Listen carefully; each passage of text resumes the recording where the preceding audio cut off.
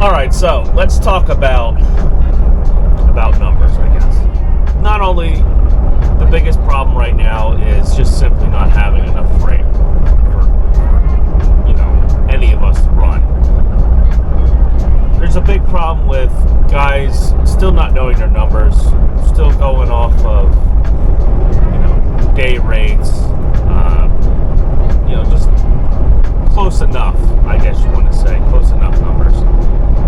And when the market gets like this, when you have to actually start crunching your profit and your loss, it means everything. That's what'll basically make or break you in this market right now. It's the nitty gritty, the $100 here, the $50 here, $20 here,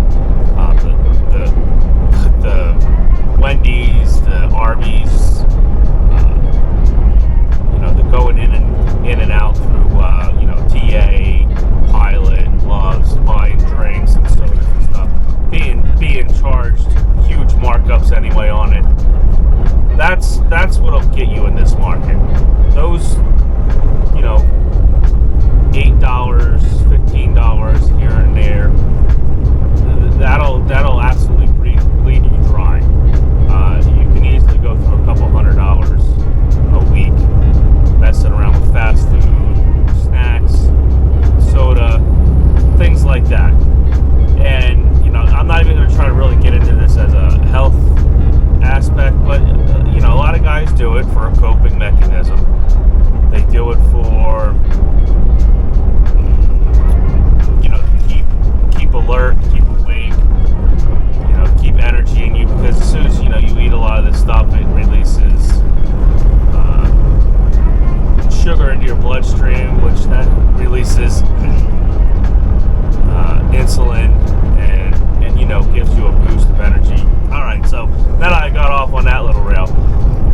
So yeah, there's also another thing. If you don't have a fuel discount and you're paying pump price, still just paying straight pump price, you're leaving a lot of money on the table. I don't have a Mudflap promo code, but I am going to still push Mudflap if you don't have anything else. If you can get on a real, I'm not saying Mudflap isn't real, but if you can get on a larger card that'll give you some extra financing and a line of credit, I should say, and you can get those larger discounts, that is the way to go right now. It might be a pain in the butt. You might hear a bunch of no's and denials before you actually get a fuel card, but you need a fuel card in this market. If you're still just paying regular pump price or a few cents off the pump price with a credit card, you are leaving, like I said, money on the table, and you're going to need every dollar of that. It all adds up. It might be a few dollars here and there. You might save $20 here, $15 there, but at the end of the year, all that adds up. You can easily save $5,000 or more in just doing that right there at the end of the year. That's what, $5,000 or $6,000 a year. You're talking about what, $600 a month, $500 or $600 a month, added into your either net income or gross profit or whatever, however you want to save that money or spend it or whatnot. These are the things that you have to do to be an owner-operator. This is the trucking side. This isn't just to sit here and steering wheel and go down the road. You have to run your truck like a business. You have to know your profit and loss. So there'll be weeks or days that you're making money, and there'll be days and weeks that you're losing money. As soon as you have a tire blowout or have to do an oil change, that cost for that day is a huge cost. You're technically in the red for that day, or maybe even that week, depending on how bad the service call was, or if you broke down, or anything like that. And you have to start looking at it, the numbers, as looking at it as a business. A lot of guys get caught up on, they have a bad week and it's the end of the world, and they don't set their business up to look, long term. That there's growth consistently month over month. said, if you're an owner operator here and you're using your weekly net as a paycheck per se, and you're not investing it or saving it, and you're just automatically pulling that out and putting it in your personal savings. Hopefully you have a business bank account. That too. You should have a business separate bank account from your personal bank account. If you're just pulling that money out like a paycheck, the $3,000 or $4,000 or whatnot, you net it, and just sticking it in your personal account and living like a high roller, not putting anything away for taxes, not putting anything away for savings or for a rainy day or when things hit the fan, when the truck breaks down. You're up shit's creek without a paddle, just about. You are going to have something go wrong, and you are not going to have the money there to pay for it.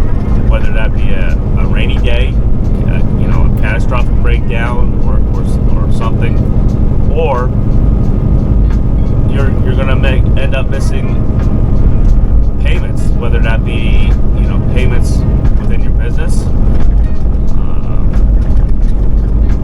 insurance, truck payments, the list goes on, or you're going to start missing home payments, home expenses, because as soon as you have that money in your bank account, that huge number, that $3,000, $4,000, $5,000, you're going to just start swiping your debit card.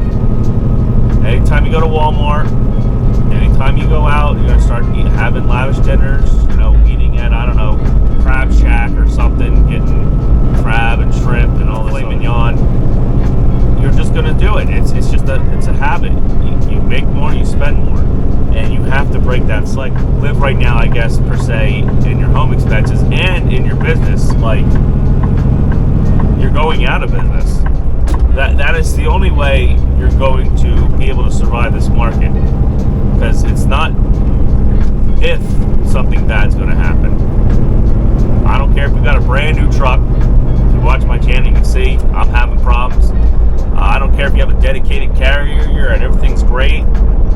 Things can, just like a switch, change in an instant. This goes for the guys that even have connections, that know their brokers, know their customers. Things can change in an instant. Business is business. It might not be, today, it might not be tomorrow, but eventually somebody else is going to come in there, a manager, a CEO, either that or the business will get sold, or the brokerage will get sold, or anything can happen. And what you relied on and counted on for your income, for your business, and for your personal expenses might be gone, like that. Bam. They might just call you up and say, hey, we found a cheaper carrier now, we're going with them, unless you can meet actually a lot of times they don't even say that. They don't even usually even give you the opportunity. They just find a cheaper carrier and they go with it. If they give you the opportunity and you can meet it and still offer the same amount of service and actually have a profit,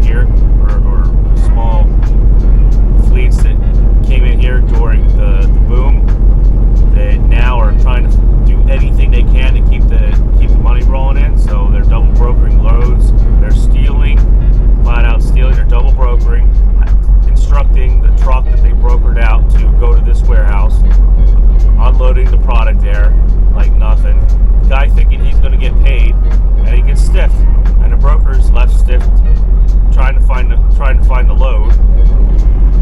And, this is starting to become a huge problem, and it's going to affect the transportation industry on all levels. So, like I said, this isn't just one part of the industry that you have to worry about. Like I said, it isn't just your numbers you have to worry about. It isn't just whether or not there's loads available and the spot market's still holding at a steady rate. You have scams, you have the economy, you have all this chaos rolled into one. And if you can't back up and look at the whole picture and understand, what kind of risks you have personally or as a business, you're looking for trouble right now. The only reason I'm saying this is now from personal experience. I went out, I bought this truck, and everyone's saying, oh, you spent too much money, you did it to yourself, I had a dedicated carrier. I thought I was set. So I'm coming at this with my own personal struggles, I guess. And I'm trying to give guys the insight that sometimes, no matter how good you think your numbers are and how good you got everything covered, things will still happen. You cannot control the economy. As of right now, basically the economy's hurting me. Now, could I just leave and go to another carrier? Absolutely. But what's the chances of that, of the same thing that happened here not happening anywhere else? Or what's the chances of me getting my authority and the spot market just drying up completely? Right now, at this moment, the only decision I have is just sit here and try to hold out and stay signed on with this carrier. It's the least riskiest thing I can do right now. And just like it was the least riskiest thing I could do when I signed on with this carrier. Like I said, it had dedicated freight. It was always there. Well, now it's not. And it's not Tyson's fault. A lot of guys are saying, oh, well, maybe other carriers came in and took your, the carriers leased took their slice out of the DC or whatever area you're operating. The loads just aren't there. Right? It's not that another carrier came in or whatnot. They are getting less trucks in and out at night. In at night and out during the day, or vice versa. They just do not have supply of meat coming into the facility from the plants because they just don't have the orders. The orders are not there. Meat is slowing down for Tyson. I don't know if that's just Tyson per se. I find it hard to believe that it's just Tyson, unless they really their salespeople really screwed over a lot of the accounts. And if that's the case, then it's just Tyson, and I just gotta live with what I got right now until I can see that the ship is really completely sinking. But I'm gonna go out on a limb, guys, and say that the economy is really probably slowing down. There's another thing. Don't blame yourself necessarily too for your failures. There are certain times where just simply, no matter what you were in control of or what you could do, it wouldn't have kept you from going out of business. Just know that if that's really what you want, that you're going to have to pick yourself up and go at it a different way next time. Save some money up. Don't put yourself down. It's not about getting knocked down in life. It's about how many times you get knocked down and get back up. If you automatically know that shit's gonna hit the fan. It's just a given. It's mathematically given. But it's about how you work around the bad times and plow through the bad times that really matters. It matters whether or not you're there for when the economy comes back or when the trucking industry has another boom. It's about whether or not you can make it through that. guys that just take all the profit and suck it right out of their business right as soon as they get their settlement, and treat it like a paycheck, and don't even worry about taxes and everything else, and try to flim flam their taxes. Those are the guys that are going to have problems. And when I mean they are going to have problems, I mean like 100% chance that they're going to have freaking problems. That they're going to be out of business. Now, you could maybe do everything right. You could be a business guru. And like I said, you do not control the economy. You do not control your customers. You do not control the brokers. At any day, things can change. And you have to be ready for that. You have to have plan B. I'm already on my plan C or E. Like I said, I took a huge leap of faith getting this truck, and you know, it might be nipping me in the butt right now, but it was the only thing I had, the only option, I guess you could say I had. I could have went back to being a company driver and stuff, but I did not want to work my way through that again. I just did not. I was already here. I previously actually had employees. I had 2 employees previously before COVID and everything hit. You know, I actually thought I had a thriving business, and like that, I lost the customer that I really relied on. They just went to cheaper carriers and everything, and the next thing you know, I had an engine problem. Then I had a problem with the Max Force truck that I had, which I knew was going to happen, but I figured I was going to have the money to plow through that, and I wasn't worried about that. Like I said, I just needed a cheap truck to stay on the East Coast at the time when I bought that truck, and it was perfect. And then until it wasn't, and then of course, like usual, it had problems when I was already having problems with 3 other things. Like I said, with the customer and everything. But I digress. But that's what I'm saying. Things like that can happen, no matter how good you think you have things thought out and in the bag. It can always change.